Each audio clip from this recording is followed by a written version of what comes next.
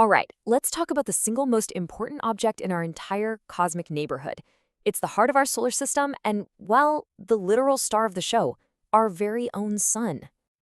You know, to really get a handle on just how vital the sun is, let's start with a kind of a wild thought experiment. What if, in the next second, the sun just, poof, vanished? Yeah, the answer is pretty brutal. Our planet would almost instantly become a dark, frozen rock hurtling through space.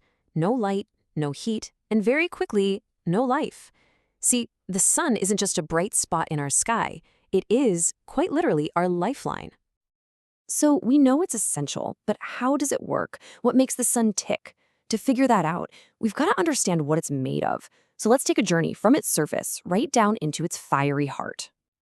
Okay, so at its core, the sun is basically a gigantic, glowing ball of super hot gas, and it's made almost entirely of two key ingredients, about 74% hydrogen and 24% helium.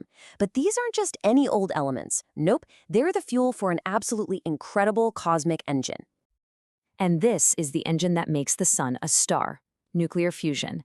Deep down in the core, the pressure and heat are so intense that they force hydrogen atoms to literally smash together and create helium. It's this exact reaction that unleashes the colossal energy we feel as light and warmth, even from 93 million miles away. But that energy has a long trip to take before it gets to us. It starts in the core. Then it has to slowly crawl its way through the super dense radiative zone. After that, it gets churned up through the convective zone, kind of like water boiling in a pot. The part we actually see from Earth, that's the photosphere, the sun's visible surface. And beyond that, you've got its atmospheres, the chromosphere and the huge, wispy corona. And just get a load of this temperature difference. The core is sizzling at an unimaginable 27 million degrees Fahrenheit. But by the time all that energy reaches the photosphere, the surface we see, it's cooled down to a mere 10,000 degrees. The scale of that is just mind-bending. But here's the thing. The sun isn't just some steady, boring furnace. Oh no. It's dynamic, it's temperamental, and it's always changing. Its surface is a chaotic stage for some of the most spectacular events in the whole solar system. First up, we've got sunspots. You've probably seen pictures of these. They aren't actually holes, they're temporary patches on the surface that are a bit cooler than everything around them. They only look dark because the rest of the sun is just so unbelievably bright. And they're all caused by these intense, tangled-up magnetic fields. Then we crank up the drama with solar flares. These are sudden, violent explosions of energy that just burst out from the sun, blasting a massive wave of radiation out into space. And the biggest of them all? We call them coronal mass ejections, or CMEs. We're talking colossal eruptions from the sun's corona that fling billions of tons of charged particles across the solar system at incredible speeds. Now, when all that stuff reaches Earth, it has a bit of a split personality. On the one hand, it can be a real problem, messing with our satellites, power grids, and communications. But on the other hand, it's responsible for one of the most breathtaking sights on the planet, the beautiful auroras, like the northern and southern lights. All this cosmic activity is really cool for sure, but it's not just for show. Let's bring this whole journey back home and really focus on why the sun is, without a single doubt, Earth's ultimate power source. I mean, think about it. The sun's light, that's what fuels photosynthesis, the very base of pretty much all life on Earth. Its heat keeps our climate from turning into a frozen wasteland and drives all our weather. And its massive gravity, that's the anchor that holds our entire solar system together, keeping Earth locked in its perfect, life-sustaining orbit. To really put the sun's dominance into perspective, just look at this number. The sun contains 99.8% of all the mass in our entire solar system.